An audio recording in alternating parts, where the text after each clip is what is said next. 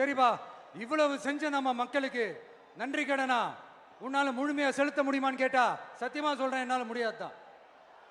இன்னும் எத்தனை ஜென்மம் எடுத்தாலும் அந்த நன்றி கடனை என்னால தீர்க்கவே முடியாது. அப்புறம் என்ன மானாவுக்கடா நீ வந்திருக்க அதானே கேக்குறீங்க? மைண்ட் வாய்ஸ் கேட்ட மாதிரி இருந்தது.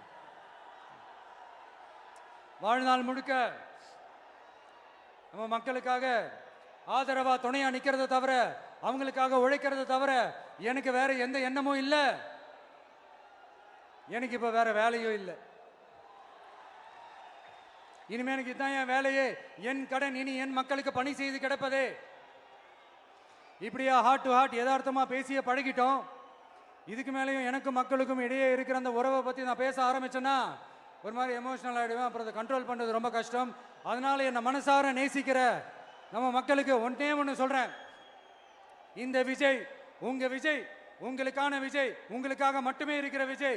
உங்க கூட நிக்க, உங்களுக்காக நிக்க, உண்மையா நிக்க, உணர்வோட நிக்க, உறுதியா நிக்க, உங்க கூட பேச, உங்களுக்காக பேச, உண்மையா பேச, உணர்வோட பேச, உறுதியா பேச, உங்களுக்காக சேவை செய்ய உங்க விஜய் நான் வரேன்.